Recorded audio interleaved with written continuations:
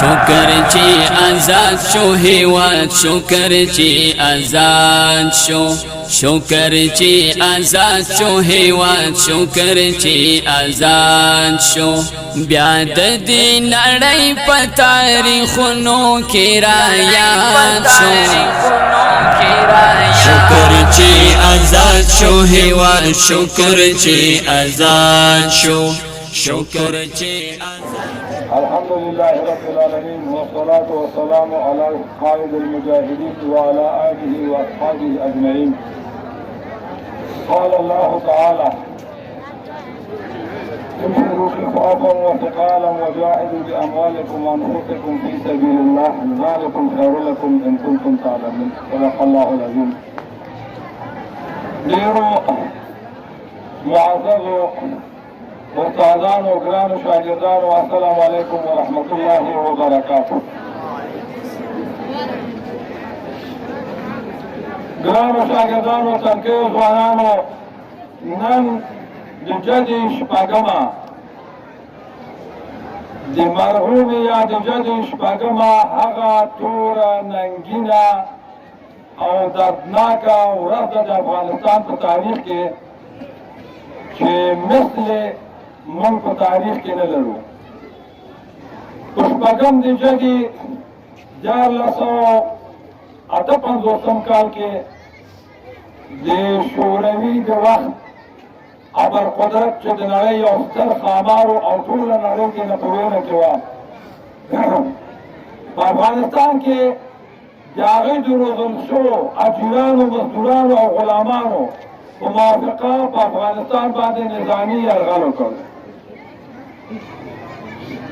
د دغه نظامي یرغل په نتیجه کې د افغانستان ولس د علماء کرامو د قرآن مجید او د پیغمبر علیه السلام د احادیثو په رڼا کې ټولو ته فتوا د جهاد ورکړله چې د افغانستان په ټولو خلکو باندې د روسانو د راتګ او د اشغال په مقابل کې جهاد فرض ده. الحمدلله د افغانستان مسلمان ولس چې په ټول تاریخ کې دغسې زبرځواکو ته اشغالګرو ته غاښ ماتونکی ځواب ورکړی د روسانو په مقابل کې په ټول افغانستان کې سرتاسري او ملي جهاد او قیام شروع شو. د روسانو د دغه راتګ او تجاوز پر مهال د افغانستان 1.5 میلیون ځوانان شهیدان شول. تقریبا 15 یا 6 میلیونه مهاجر شول. دغه د نن ورځې بدبختۍ او دغه دویم اشغال چې د صلیبي لښکرو د امریکا پر مشرۍ په افغانستان باندې وشو دا هم د همغه د روسانو د اشغال یوه زېږنده او پیلامه وه.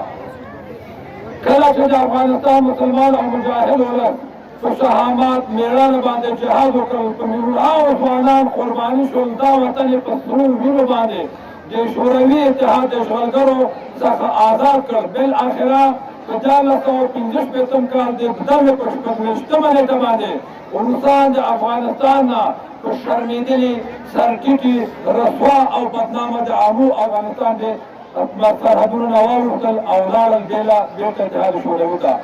زما یادېږي د اتحاد شوروي د وخت یو د جنګ قومندانو هغه نه د BBC یو نطاق پوښتنه وکړله کله چې دی د عامو د سیند دغه نیمایي پورته ورسېده وایي شاته داسې د افغانستان په لور وکتلې نو دا د BBC نطاق والا چې ما ترې پوښتنه وکړه چې ولې د شاته وکتلې وایي موږ پوه نه یو د دې خاورې د غیرت او د مېړانې نه اوس خو چې ما داسې وکتلې ما ویل چې زه تر څو ژوندی یم نو زه به د خپل اولادې ته او ټول خلکو ته وایم چې افغانستان ته به بیا په بدو سترګو نه ګورئ. دا وایي زما یو خاطره ده د افغانستان نه.